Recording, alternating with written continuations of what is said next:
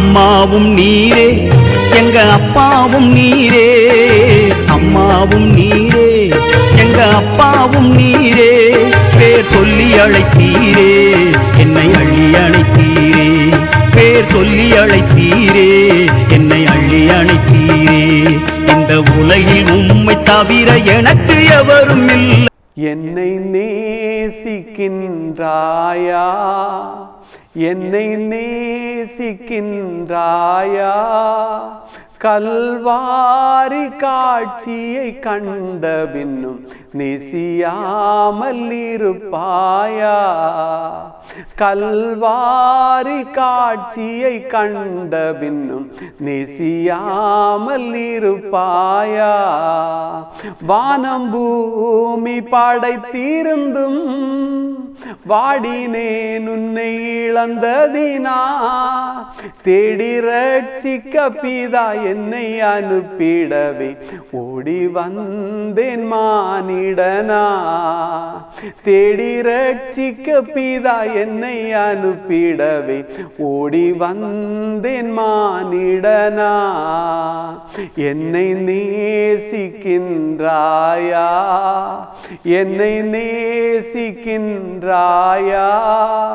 கல்வாரி காட்சியை கண்ட பின்னும் நேசியாமல் இருப்பாயா. இருந்தவரும் இருக்கிறவரும் வருகிறவருமாயிருக்கிற இயேசு கிறிஸ்துவின் இனிதான நாமத்தில் இந்த தேற்று நேர நிகழ்ச்சிக்கு உங்கள் யாவரையும் அன்போடு அழைக்கிறேன். கர்த்தர் உங்களை ஆசீர்வதிப்பாராக. எல்லாரும் நல்லா இருக்கிறீங்களா? இன்றைக்கு உங்களோடு பேச போகிற தலைப்பு, இவர்களை பார்க்கிலும் என்னை அதிகமாய் நேசிக்கிறாயா அப்படி என்று சொல்லக்கூடிய ஒரு தலைப்பில் உங்களோடு ஒரு சில வசனங்களை பேசி நான் உங்களுக்காக ஜெபிக்க ஆசைப்படுகிறேன். கர்த்தர் நம்மோடு இடைபடுவாராக. அதற்கு ஆதாரமாக யோவான் எழுதின சுவிசேஷம் 21வது அதிகாரம் 15வது வசனம். அவர்கள் போஜனம் பண்ணின பின்பு இயேசு சீமோன் பேதுருவை நோக்கி, யோனாவின் குமாரனாகிய சீமோனே, இவர்களிலும் அதிகமாக என்னிடத்தில் அன்பாயிருக்கிறாயா என்றார். அதற்கு அவன், ஆம் ஆண்டவரே, உம்மை நேசிக்கிறேன் என்பதை நீர் அறிவீர் என்றான். அவர், என் ஆட்டுக்குட்டிகளை மேய்ப்பாயாக என்றார். பாருங்க, இயேசு கிறிஸ்து மரித்து 3ஆம் நாள் உயிரோடு எழும்பி அவர் 40 நாளளவும் இந்த பூமியில் தன்னை உயிரோடு இருக்கிறவராக சீசர்களுக்கும் மற்ற பரிசுத்த ஆண்களுக்கும் அவர் தம்மை வெளிப்படுத்தினார். அப்போ இந்த சீசர்களுக்கு அவர் தன்னை வெளிப்படுத்தும் போது இந்த சீசர்கள் சாப்பிட்டுட்டு இருக்கணும். அப்போ அந்த சீசர்களை பார்த்து அவர் கேட்குறாரு. அதிலும் குறிப்பாக பேதுருவை பார்த்து கேட்குறாரு. இயேசுக்கு அன்பாக இருந்த அந்த யோவான் சீசனை பார்த்து கேட்கல, இயேசுவை 3 தரம் மறுதளித்தார்ல, இயேசு எனக்கு யாருன்னு தெரியாது அப்படின்னு சொல்லி மறுதளித்த அந்த இயேசுவை பார்த்து 3 முறை கேட்குறாரு. சீமோன் பேதுருவே, யோனாவின் குமாரனாகிய சீமோன் பேதுருவே, நீ இவங்க எல்லார காட்டிலும் என்னை அதிகமாக நேசிக்கிறியா, என்னை அதிகமாக நேசிக்கிறியா, என்னை அதிகமாக நேசிக்கிறியா அப்படின்னு சொல்லி 3 முறை கேட்குறாரு. இந்த 3 முறை கேட்கும்போது பேதுரு உடைஞ்சு போகிறாரு. பேதுருக்கு பழைய ஞாபகம் வருது. நான் அவரை 3 தரம் மறுதளித்ததுனால தானோ என்னிடத்துல 3 முறை கேட்குறாரு. அதுவும் மற்ற சீசரிடத்துல கேட்காத கேள்வி, இவங்க எல்லார காட்டிலும் என்னை அதிகமாக நேசிக்கிறியா. பாருங்க, யூதாசு மறுதளித்து, ஆனால் அவனுக்கு அந்த வாய்ப்பு கிடைச்சல, அவர் மரிச்சு போனார் யூதாஸ். ஆனால் பேதுரு மறுதளித்த பிற்பாடு கூட ஆண்டவருடைய அவர் அன்பினால, அவருடைய ஆண்டவருடைய கிருபையினால திரும்பவும் தன்னண்டை இழுத்து கொண்டார். யாருக்கு ஆண்டவர் அதிகமாக கிருபை தாராரோ, யாருக்கு என் தேவன் அதிகமாக இரக்கம் பாராட்டுகிறாரோ அவர்களிடத்திலிருந்து அதிகமாக ஆண்டவர் எதிர்பார்க்கிறார். உங்கள் அன்பை அதிகமாக இன்னும் எதிர்பார்க்கிறாரு. நீங்கள் ஆண்டவருக்கு செயல்படணும்னு அதிகமாக அவர் விரும்புகிறார். அல்லேலூயா. ஏன்னா கிறிஸ்தவத்தினுடைய அடிப்படையே அன்பு தான். அவர் பழைய ஏற்பாட்டில் 10 கட்டளை எழுதி தந்தார். ஆனால் புதிய ஏற்பாட்டில் அந்த 10 கட்டளையும் அவர் 2ஆகவே மாற்றி தந்தார். முதலாம் கற்பனை என்னன்னா, மார்க் 12:30 சொல்லுது, உன் தேவனாகிய கர்த்தரிடத்தில் உன் முழு இருதயத்தோடும் உன் முழு ஆத்துமாவோடும் உன் முழு மனதோடும் உன் முழு பலத்தோடும் அன்பு கூறுவாயாக என்பதே பிரதான கற்பனை. அடுத்த கற்பனை, உன்னில் நீ அன்பு கூறுவது போல பிறரிடத்தில் அன்பு கூறு, உன்னை நேசிக்கிறது போல மற்றவர்களை நேசி. இந்த 2 கட்டளை தான். அப்போ நம்ம கிறிஸ்தவர்களாகி எல்லாருக்கும் ஆண்டவர் தந்த பிரதான கற்பனையே ஆண்டவரை நம்ம நேசிக்கணும். ஆனால் பேதுருவிடத்தில் கேட்குற இவங்க எல்லார காட்டிலும் என்னை அதிகமாக நேசிக்கிறியா? லூக்கா 12வது அதிகாரம் 48வது வசனம் இப்படியாக சொல்லுது பாருங்க, அறியாதவனாயிருந்தும் அடிகளுக்கு ஏதுவானவைகளை செய்தவனோ சில அடிகள் அடிக்கப்படுவான். எவனிடத்தில் அதிகம் கொடுக்கப்படுகிறதோ அவனிடத்தில் அதிகம் கேட்கப்படும். மனுஷர் எவனிடத்தில் அதிகமாய் ஒப்புவிக்கிறார்களோ அவனிடத்தில் அதிகமாய் கேட்பார்களாமே. பாருங்க, யாரிடத்தில் ஆண்டவர் அதிகமாக கொடுக்கிறாரோ அவங்களிடத்துல அதிகமாக அவர் எதிர்பார்க்கிறாரு, கேட்குறாரு. மத்தேயு 25வது அதிகாரம் 15வது வசனம் இப்படியாக சொல்லுது பாருங்க, அவன் அவனுடைய திறமைக்கு தக்கதாக ஒருவனிடத்தில் 5 தாலந்தும் ஒருவனிடத்தில் 2 தாலந்தும் ஒருவனிடத்தில் 1 தாலந்துமாக கொடுத்து உடனே பிரயாணப்பட்டு போனான். அடுத்ததாக அவர் திரும்பி வரும்போது அந்த தாலந்து கணக்கு கேட்குதாரு. 5 தாலந்தை வாங்கினவன் போய் அவைகளை கொண்டு வியாபாரம் பண்ணி வேற 5 தாலந்தை சம்பாதித்தானா. 2 தாலந்தை வாங்கினவனும் 2 தாலந்தை சம்பாதித்தானா. ஆனால் அந்த 1 தாலந்தை வாங்கினவன் என்ன பண்ணா, அதை புதைத்து வைத்தானா. அந்த தாலந்தை செலவு பண்ணல. இன்றைக்கு நமக்கும் ஆண்டவர் அநேக தாலந்தை தந்திருக்கிறாரு. நமக்கு பணம் அல்ல, பொருள் அல்ல, அதை காட்டிலும் பாருங்க நல்ல பாடுகிற குரல் இருக்குது. அது நம்ம இயேசுவுக்காக ஏதாவது ஒரு நாள் நீங்கள் பாடுகிறீங்களா? பாருங்கள், சிலவங்களுக்கு பாடுகிற தாளந்த ஆண்டவர் கொடுத்துருக்கிறாரு. அவங்க ஆண்டவருடைய பாட்டை பாட மாட்டணும், சும்மா சினிமா பாட்டை பாடுவணும், உலகம் தான் பாடுகிற பாட்டை பாடுவணும். நீங்கள் ஆண்டவர் தந்த அந்த குரல் வளத்தை, அந்த தாளந்த ஆண்டவருக்கு நீங்கள் பயன்படுத்தும் போது ஆண்டவர் அதில் மகிமைப்படுவார். சிலவங்களுக்கு நல்ல பேச்சு திறமை இருக்கும், ஆனால் உலக அளவில் அவங்க சொற்பொழிவு பேசணும், ஆனால் ஆண்டவருடைய வார்த்தையை பேச மாட்டேன்னு பேசுக்குத்தானே அவங்களுக்கு கூச்சமாக இருக்குது. நான் எப்படி அப்படி பேச போகிறேன் அப்படின்னு சொல்லி இதுக்கெல்லாம் நீங்கள் ஒரு நாள் கணக்கு கொடுக்கணும். மற்றவங்களை விசாரிக்கக்கூடிய தாளந்து இருக்கும், ஆனால் அவங்க என்ன பண்ணணும், மற்றவங்களை விசாரிக்க மாட்டணும். ஆனால் ஆண்டவர் சொல்லுதாரு, நான் உனக்கு தந்த தாளந்தை நீ பயன்படுத்தணும். இந்த தாளந்துக்கெல்லாம் நம்ம கணக்கு கொடுக்கணும். ஏன்னா ஆண்டவருடைய வசனம் சொல்லுது, இதோ நான் சீக்கிரமாய் வருகிறேன், அவனுடைய கிரியையின்படி அவனுக்கு நான் நியாய தீர்ப்பு கொடுப்பேன் அப்படின்னு சொல்லி. அப்போ நியாய தீர்ப்பு நாளில் நம்ம வெட்கப்பட்டு போகாதபடிக்கு, நம்ம கைவிடப்பட்டு போகாதபடி இருக்கணும்னா ஆண்டவர் நமக்கு தந்திருக்கிற தாளந்தை நம்ம பயன்படுத்தணும்.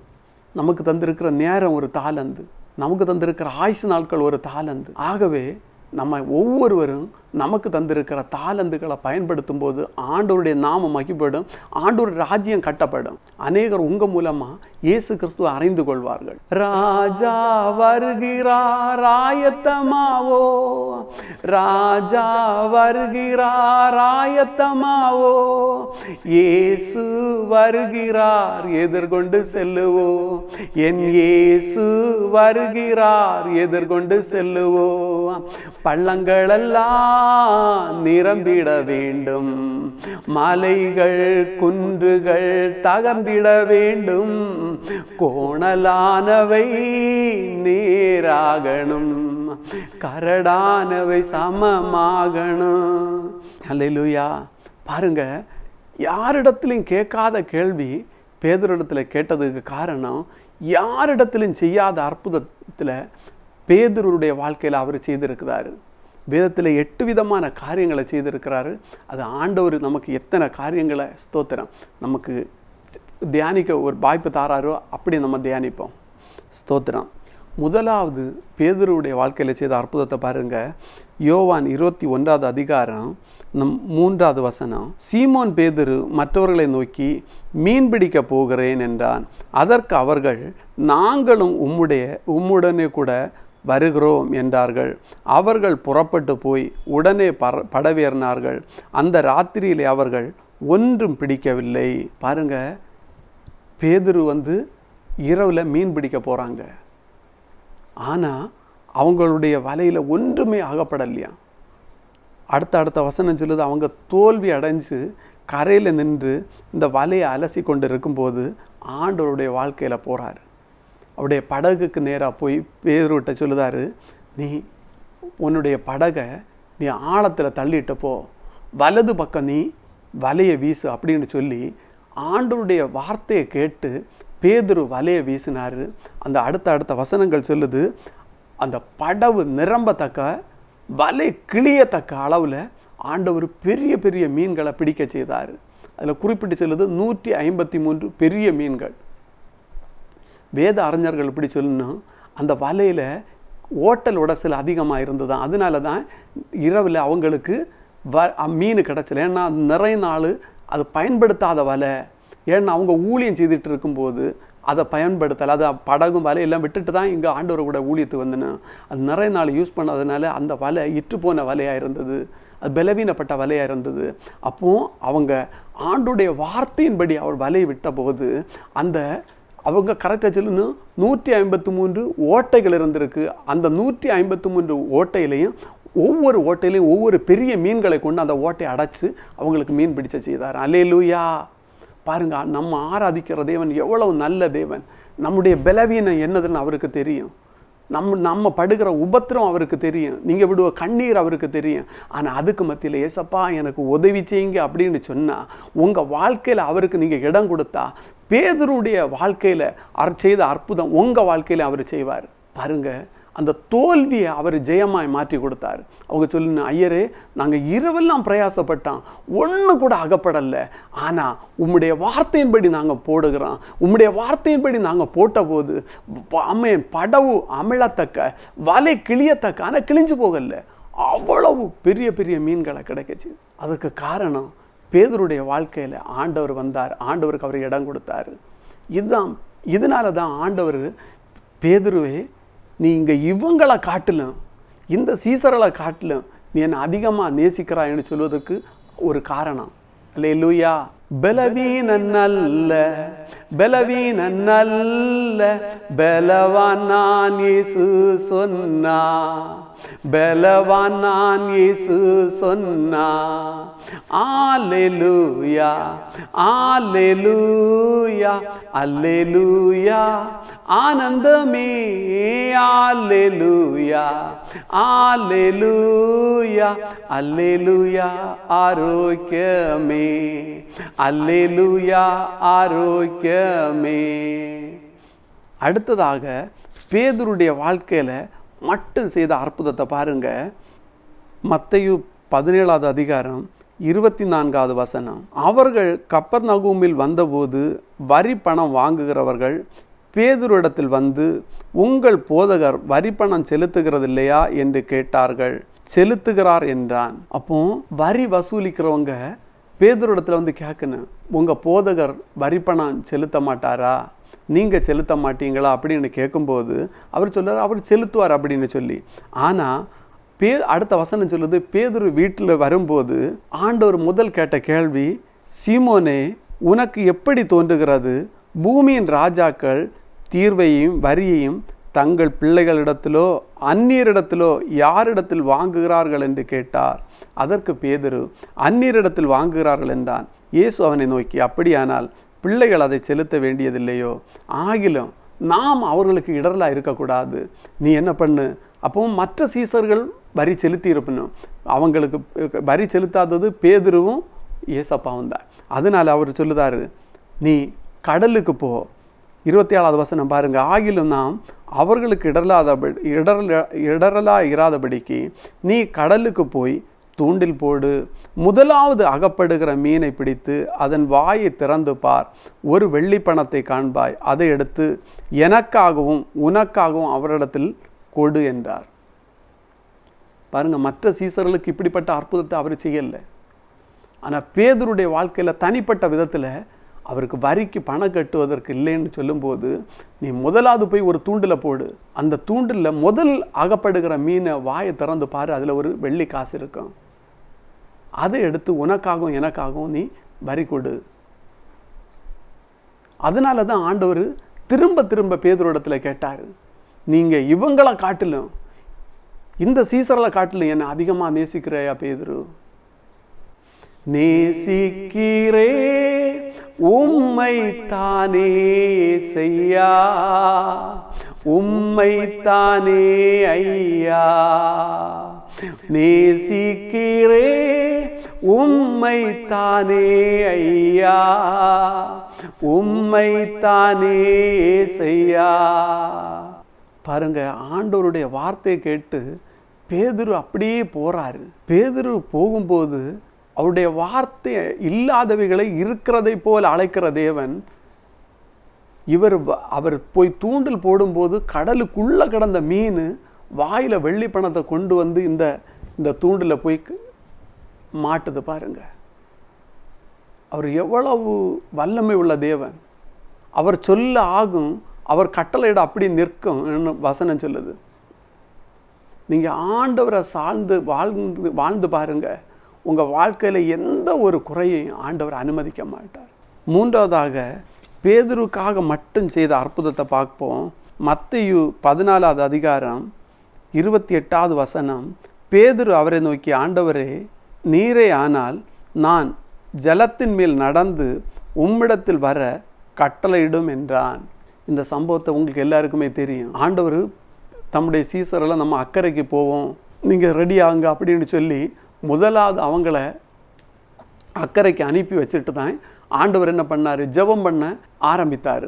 சீசர்களை அனுப்பி வச்சுட்டு இவர் ஜெபம் பண்ணிகிட்டு இருக்கும்போது இரவின் 4ஆம் ஜாமம் போட்டிருக்கு.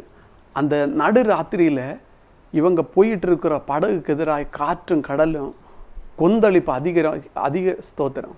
இயேசு தன்னுடைய சீசரில் பார்த்து, நம்ம அக்கறைக்கு போவோம், நீங்கள் ஆயத்தமாகி நீங்கள் புறப்படுங்க, நான் வாரேன் அப்படின்னு சொல்லி அவங்கள அனுப்பி வச்சுட்டு இவர் ப்ரேயர் பண்ணிகிட்டு இருந்தார்.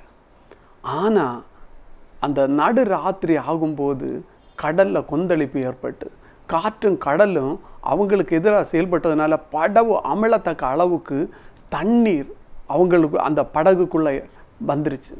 அப்போது சீசர்கள் பாருங்க, அவங்க ஆண்டவரை நோக்கி முறையிடணும். அப்போது ஆண்டவர் என்ன பண்ணார், வசனம் சொல்லுது, அவர் இரவு 4ஆம் ஜாமத்தில் அவர் கடலில் நடந்து வாராரு. அப்போ அவங்க தூரத்துலேருந்து வரும்போது இவங்க, ஐயோ இது இன்னும் ஏதோ ஆவி வருது அப்படின்னு சொல்லி இவங்க அலறணும். அப்போ ஆண்டவர் சொல்கிறாரு, நீங்கள் பயப்படாதீங்க, நான் தான் அப்படின்னு சொன்னபோது எந்த சீசனும் கூட ஆண்டவரே நீங்கள் ஆனால் நானும் நடந்து வருவேன் அப்படின்னு சொல்லலை. ஆனால் அந்த பேதுரு மட்டும் சொன்னார், பாருங்கள் ஆண்டவரே, நடக்கிறது நீராக இருந்தால் நானும் இந்த கடலில் நடக்கும்படி செய்யும் அப்படின்னு சொல்லி. அப்போ ஆண்டவர் சொன்னார், ஏன்னா ஆண்டவருடைய வசனம் சொல்லுது, என்னை விசுவாசிக்கிறவன் என்னை காட்டிலும் பெரிதான விளை செய்வான் அப்படின்னு சொல்லி. பேதுரு, நான் தான் கடலில் நடந்து வரேன், நீயும் நடந்து வா அப்படின்னு சொல்லி ஆண்டவர் கட்டளை கொடுக்குறாரு. அப்போது ஆண்டவர் என்னட்ட சொல்லியாச்சு அப்படின்னு சொல்லி அவருடைய வார்த்தையின்படி என்ன பண்ணார், கடலுக்கு கீழே தண்ணியில் கால் வச்சார். அவர் அமிழ்ந்து போகலை. ஏன்னா அவருடைய வார்த்தையின் மேலே அவர் சார்ந்திருந்தார்.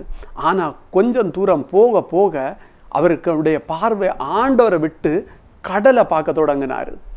எப்படி கடல் இறைஞ்சு கொந்தளிச்சிட்டு இருக்கு அப்படின்னு சொல்லி பார்த்து பயந்த மாத்திரத்தில் என்னென்னா உள்ள அமிழ்ந்து போனார். இன்றைக்கும் உங்களுக்கு ஒரு பலவீனம் வந்திருக்கலாம், உங்கள் வாழ்க்கையில் ஒரு போராட்டம் வந்திருக்கலாம், உங்கள் வாழ்க்கையில் ஒரு இழப்பு வந்திருக்கலாம், இல்லை உங்கள் வீட்டில் ஒரு மரணம் வந்திருக்கலாம். ஆனால் நீங்கள் இந்த இழப்புகளுக்கு மத்தியில் இனி என் வாழ்க்கை அவ்வளவுதான், இனி என்னால் வாழ முடியாதுன்னு நீங்கள் நினைச்சதேல. ஆனால் ஆண்டவர் என்ன சொல்லுதா தெரியுமா, பேதுருவை போல நீங்கள் அவிவிசுவாசம் கொள்ளாதீங்க, பேதுருவை போல நீங்கள் பயப்படாதீங்க, பேதுருவை போல நீங்கள் சந்தர்ப்ப சூழ்நிலையை பார்த்து நீங்கள் கதறாதீங்க. ஏன்னா பேதுருடைய கரத்தை பிடித்து தூக்கி எடுத்த ஆண்டவர் இன்று உங்க கரத்தை பிடித்து தூக்கி எடுக்க அவர் வல்லமை உள்ளவராயிருக்கிறார். அல்லேலூயா. காரம் பற்றி நடத்தும் கர்த்தர் நீரல்லோ, கூப்பிட்ட என்னை குணமாக்கி நீரல்லோ. காரம் பற்றி நடத்தும் கர்த்தர் நீரல்லோ, கூப்பிட்ட என்னை குணமாக்கி நீரல்லோ. குழியில் வீழாதபடி காத்து கொண்டீரே, ஆளுகையை களிப்பாக மாற்றி விட்டீரே. ஆடைக்காலமே உமதடிமை நானே, ஆர்ப்பரிப்பேனே ஆக மகிழ்ந்தே. கர்த்தர் நீ செய்த நன்மைகளை நித்தம் நித்தம் நான் நினைப்பேனே. மூன்றாவதாக பேதுருடைய வாழ்க்கையில் செய்த அற்புதத்தை பார்ப்போம். நான்காவதாக பேதுருடைய வாழ்க்கையில் மட்டும் செய்த அற்புதத்தை பார்ப்போம். மத்தேயு 8வது அதிகாரம் 14-15. இயேசு பேதுருன் வீட்டிலே வந்து அவன் மாமி ஜுரமாய் கிடக்கிறதை கண்டார். அவள் கையை தொட்டவுடனே ஜுரம் அவளை விட்டு நீங்கிற்று. அவள் எழுந்திருந்து அவர்களுக்கு பணிவிடை செய்தார். இயேசு கிறிஸ்துவுக்கு 12 சீசர்கள் இருந்தாங்க. ஆனால் இந்த 12 சீசரில் இந்த பேதுருடைய வீட்டில் மட்டும்தான் போய் அவருடைய மாமியை கடுஞ்சுரம் படுத்திருந்த அந்த மாமியை சுகமாக்கினதை அந்த வேதத்தில் பதிவு பண்ணப்பட்டிருக்கு. மற்ற எந்த சீசருடைய வீட்லேயும் போய் அவங்க சொந்த பந்தங்களில் இவங்களுடைய சொந்தக்காரரை நான் எழுப்பி விட்டேன் அப்படின்னு போட்டுட்டில்ல. பாருங்கள், அவ்வளவு பேதுருக்கு மேலே ஆண்டவருக்கு கரிசனை இருந்தது. பேதுருக்கு மேலே ஆண்டவர் அன்பாக இருந்தார். பேதுருடைய வீட்டில் போய் பேதுருடைய மாமி கஷ்டப்படுகிறத பார்த்து பேதுருடைய மாமியை சுகமாக்கி அந்த மாமி அவங்க எல்லாருக்குமே அன்னைக்கு விருந்து வச்சாங்களாம். அதனால தான் பேதுருவை பார்த்து ஆண்டவர் கேட்டார், பேதுருவே இவங்க எல்லார காட்டிலும் என்னை அதிகமாக நேசிக்கிறாயா அப்படின்னு சொல்லி. 5வதாக மத்தேயு 16வது அதிகாரம் 16-19 வசனம் வரை. சீமோன் பேதுரு பிரதியுத்தரமாக, நீர் ஜீவனுள்ள தேவனுடைய குமாரனாய் கிறிஸ்து என்றான். இயேசு அவனை நோக்கி யோனாவின் குமாரனாகிய சீமோனே, நீ பாக்கியவான், மாம்சம் இரத்தம் இதை உனக்கு வெளிப்படுத்தவில்லை, பரலோகத்தில் இருக்கிற என் பிதா இதை உனக்கு வெளிப்படுத்தினார்.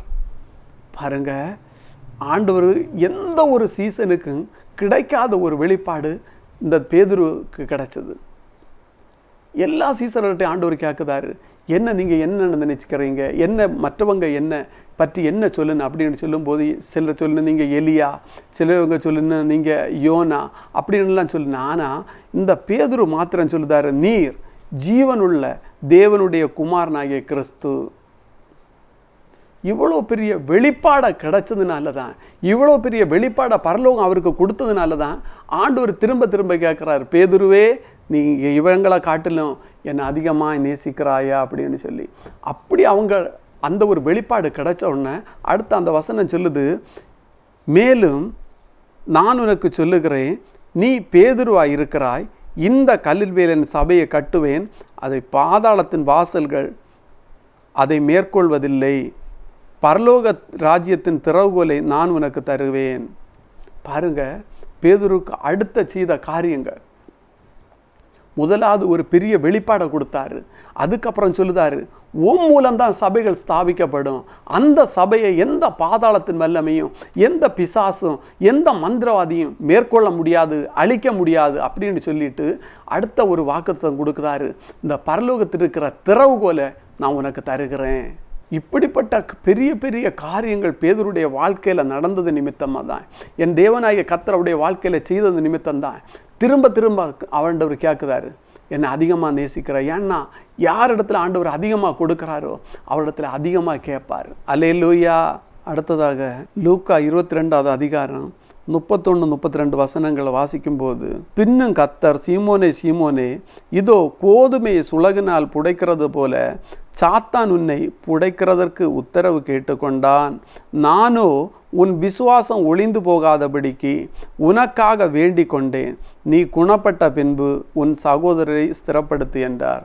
பாருங்க, நீ பெரிய சோதனைக்குள்ள அகப்பட போற. இந்த சோதனையில் நீ என்னை மறுதளித்து போகாதபடிக்கு, என்னை விட்டு விலகி போகாதபடி, நீ பின்மாறி போகாதபடிக்கு, உன் விசுவாசம் ஒளிஞ்சு போகாதபடிக்கு உனக்காக நான் ஜெபித்தேன். ஆகவே நீ உன்னுடைய விசுவாசம் கெட்டு போகாது. அதனால தான் யூதாச மாதிரி இவர் தற்கொலை பண்ணல. நம் தேவனாகிய கர்த்தர் இன்னும் நமக்காக இயேசு கிறிஸ்து பிதாவினுடைய வலது பரிசத்தில் இருந்து சொல்லணும்னா பெருமூச்சோடு நமக்காக ஜெபித்துட்டு இருக்கிறாரு.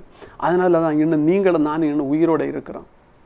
நம்ம செய்த தவறுக்கெல்லாம் உடனுக்குடன் அவன் நியாயம் தீர்த்திருப்பாரானா நம்ம இன்னும் இந்த பூமியில் இருந்திருக்குமா? பாருங்க, அனனியா சப்ரியாவும் ஒரே ஒரு பொய் தான் சொல்லிச்சுன்னு, ஆனால் தேவனுடைய சமூகத்தில் போய் சொன்ன போது மறிச்சு போச்சுன்னு. நம்ம இன்னும் எத்தனையோ பொய் சொல்லுது. நம்ம ஏன் சாகாமல் இருக்குது? தேவனுடைய கிருபை.